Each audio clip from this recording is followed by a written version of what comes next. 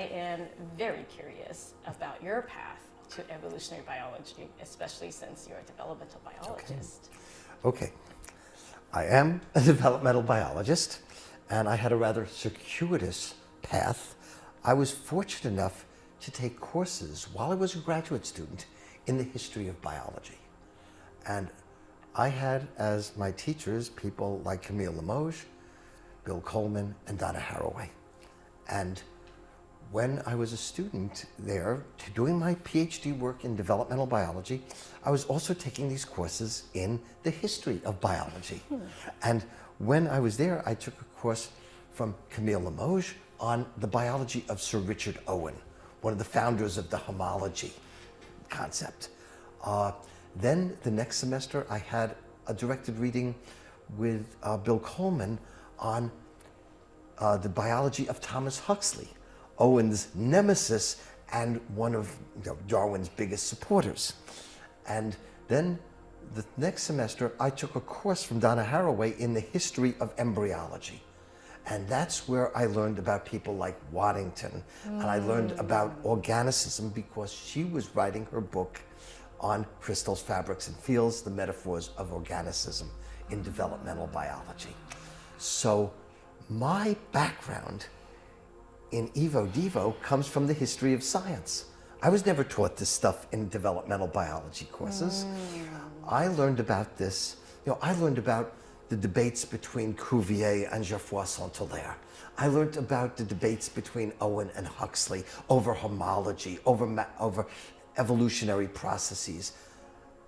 And so in 1977, when DNA sequencing was made available, and Stephen Jay Gould wrote Ontogeny and Phylogeny, clearing the ground for a new science, I was pre-adapted. I was exapted for this notion. And I remember writing Bill Coleman saying, you won't believe this, but Stephen Jay Gould just wrote this book which allows us to do whole new things. And so my entry into Evo Devo actually is through history of biology. And so this book, a central theme is Evo Devo, but also Eco-Evo Devo. Yes.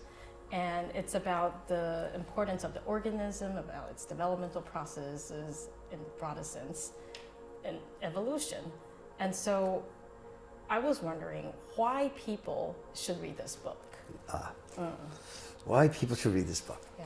Okay, I'm going to paraphrase Huxley, Thomas Huxley here, who said that, and I'll use evolution, that a person walking through a forest or a seashore without knowing about evolution, without knowing about this new type of evolution, is like a person going through a wonderful art museum where 9/10 of the pictures are turned to the wall.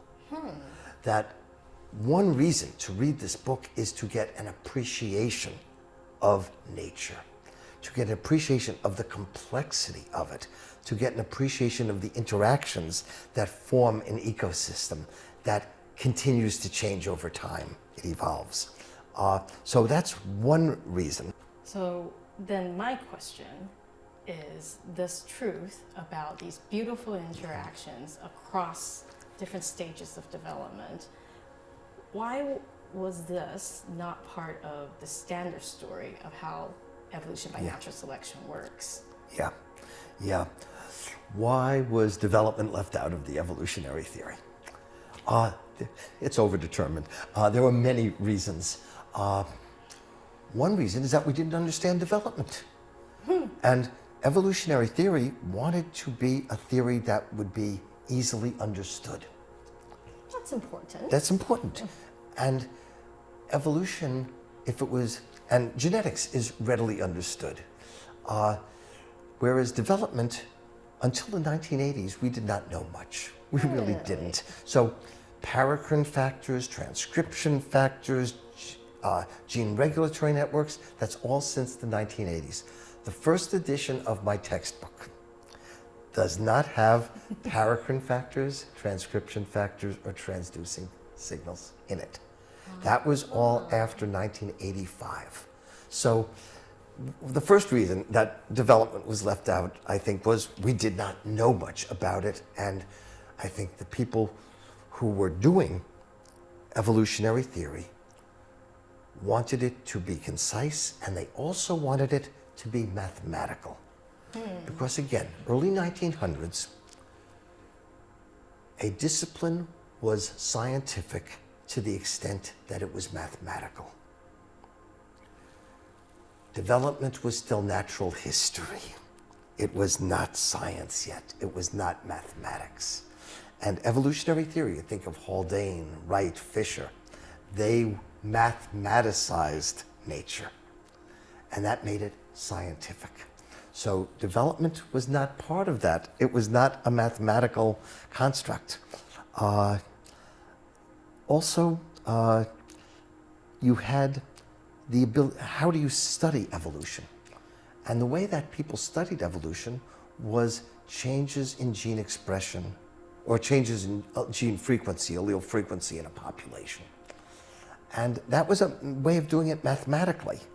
But the geneticists really redefined developmental biology as changes in gene expression. And it redefined evolution as changes in genes in populations. So developmental processes, evolutionary processes, they were redescribed. They were redescribed in terms of genes, and they were separate. And Ernst Mayr, well, first of all, Thomas Hunt Morgan said that the problems that we're having right now are because we're confusing evolution and development. He was saying that in the 1920s. Then Ernst Mayr could say, that you could study evolution without knowing a thing about development because the biochemistry of development has nothing to do with evolution. And then you have Dobzhansky in the 50s saying that the process of evolution is a subset within the province of population genetics. Okay? So development goes to the side because evolution is explainable by population genetics.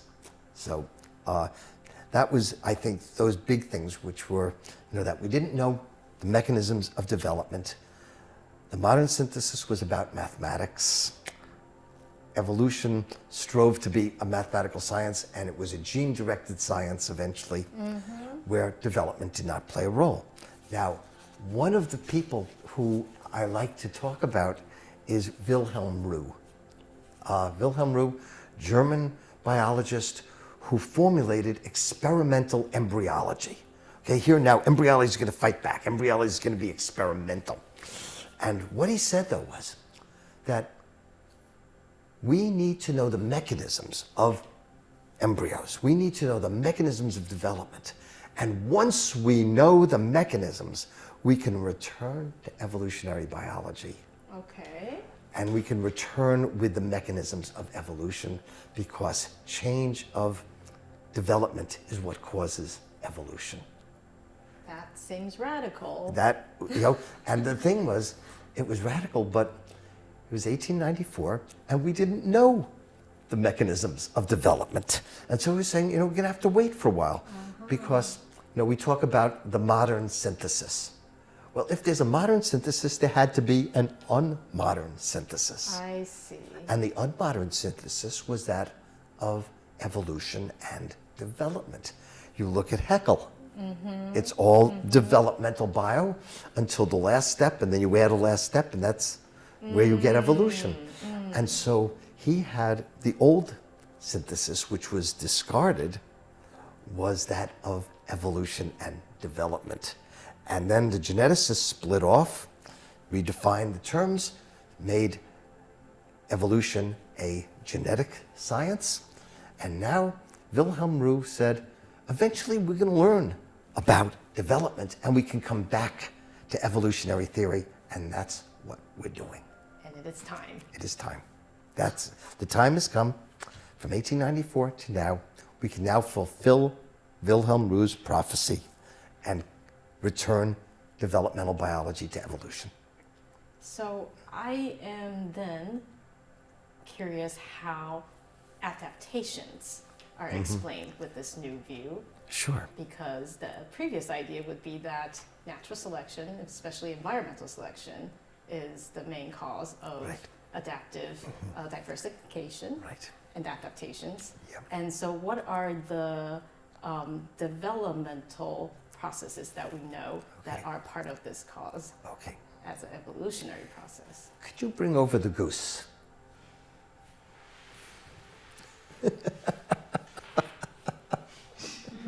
Okay. Great. Okay. We're at the Konrad Lorenz Institute. Yes, we are. Behold the goose. The goose has webbed feet. Chickens don't have webbed feet. We don't have webbed feet. How do birds that are in the water get webbed feet? Well, we actually start off with webbed feet. We have webbing between our fingers when we're embryos. That's just the way the bones form within the end of the digit and the end of the limb. They form the bones within a web. Most land animals get rid of the web, and this is due to a protein called BMP4. It causes the webbing to die.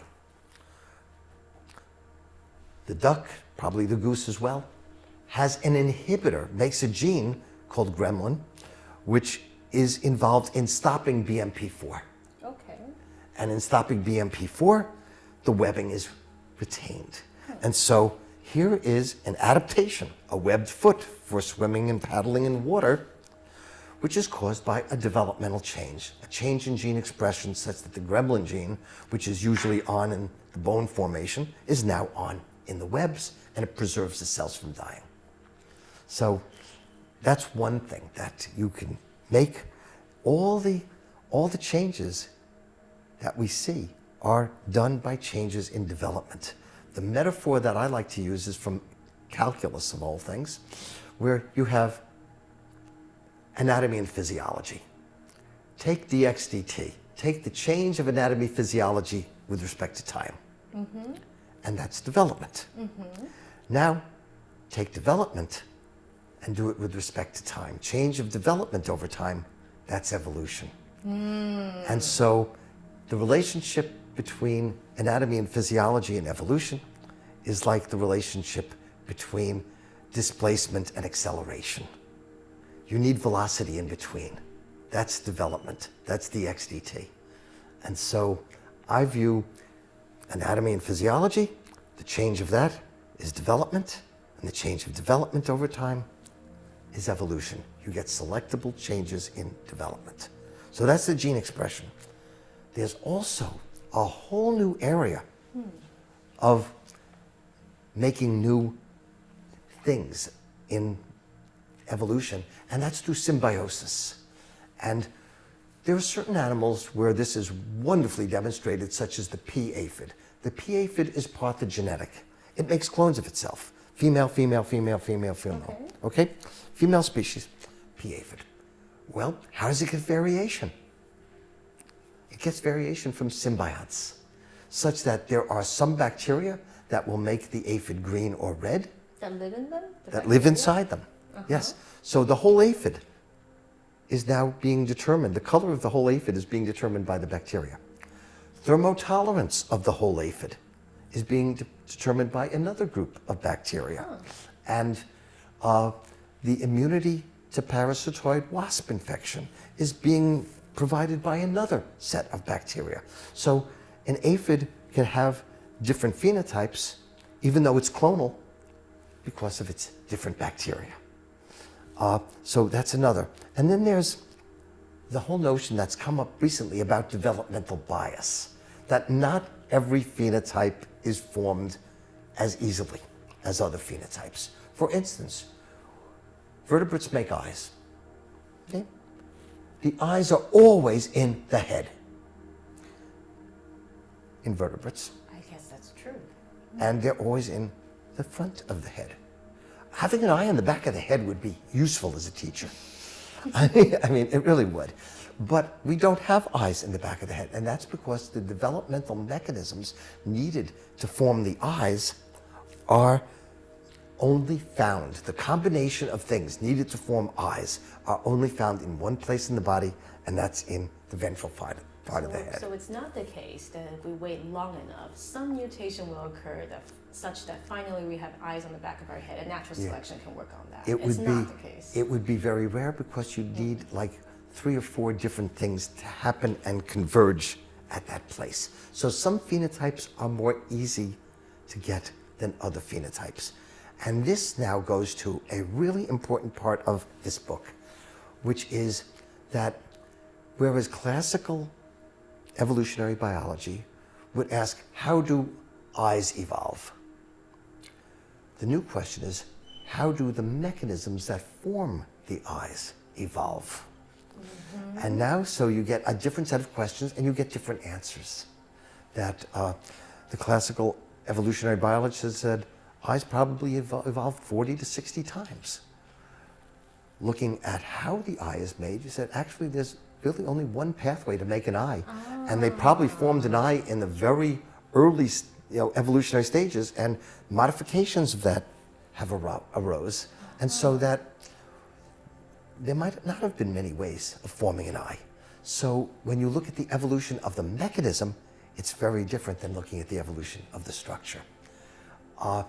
A philosopher of biology, Anne-Sophie Munkey in Vienna, has pointed out that adding development to evolutionary biology is not an add-on. It's not an additive thing. When you bring development into evolutionary biology, you radically change its character from being a biology of things, genes, organisms, populations, to being a biology of processes, development, symbiosis, metabolism. It's a very different way of looking at nature. What I really like about this book is how philosophical it is. It is about how our concepts are formed, how they shape how we think and how we reason in science. And I find that an incredible aspect of this book, that you're able to pull all these together. That's one of the most interesting things about the book, is that it's not merely taking classical developmental biology and putting it together with classical evolutionary biology. There are different strands of development that are here. You have plasticity, you have sympoiesis, developmental symbiosis, you have epigenetics. You have all these different strands of development being woven together in different ways with evolutionary theory. And I really have to compliment Kevin Lala for his organization of this book, because it is not only complex with bringing development into evolutionary theory, he shows why it's needed and how it can be done. And one of the things that the book does, starting at the very beginning, is it gives examples of how this can be done. It's not saying this can be done, it's saying it's been done. We know how to do it. The material is there. Does it apply to your system? I bet it does. And so I think that this is a book that will hopefully change evolutionary biology. I hope it changes people's perceptions of evolution and, for that matter, nature.